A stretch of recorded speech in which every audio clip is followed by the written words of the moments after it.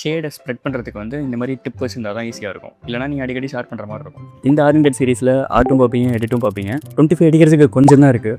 அப்படியே ஃபாலோன்னு தட்டி விட்ருக்கேன். இது ஆல்ரெடி நான் ஷார்ட் பண்ண பிடிச்சி தான். பட் ஆனால் டிப் வந்து பார்த்தீங்கன்னா கொஞ்சம் லோவர் ஆயிடுச்சு. இதுக்கு மேலேயும் எனக்கு வந்து டிப் வேணும். கையில் பிடிச்சிக்கோங்க, தம்பு வச்சுக்கோங்க, கையில் கிழிச்சிடாம எவ்வளோ தூரம் எக்ஸ்டென்ஷன் வேணுமோ அவ்வளோ தூரத்துலேருந்து ஸ்டார்ட் பண்ணி அந்த லிமிட்லேருந்து ஸ்டார்ட் பண்ணி இதே மாதிரி ஷார்ட் பண்ணி இன்னும் கொஞ்சம் டிஸ்டன்ஸில் நம்மளுக்கு நீடில் வந்துடும். ஸோ இந்த இடத்துல வந்து கேர்ஃபுல்லாக இருக்கணும். இதுக்கப்புறம் நீங்கள் ரொம்ப ப்ரெஷர் கொடுத்தீங்கன்னா கண்டிப்பாக உடஞ்சிடும். இப்போ இந்த இடத்துல லைட் ப்ரெஷரால் லைட்டாக ரிமூவ் பண்ணுங்கள். இதுக்கு மேலே இதை நீங்கள் வந்து கட்டரால் தொட வேணாம். ஷார்ப் பண்ணுறேன்னு சொல்லிட்டு இந்த டிப்பை உடச்சி விட்ருவீங்க. சாண்ட் பேப்பர் இதில் வச்சு தேய்ச்சிங்கன்னா உங்களுக்கு அந்த ஷார்ப்னஸ் கிடச்சிடும். சர்க்குலர் மோஷனில் எல்லா பக்கமும் ஸ்ப்ரெட் பண்ணிங்கன்னா அந்த ஷார்ப் டிப் வந்துடும். இந்த பவுடரை நீங்கள் வந்து உங்கள் ட்ராயிங்க்கும் யூஸ் பண்ணிக்கலாம்.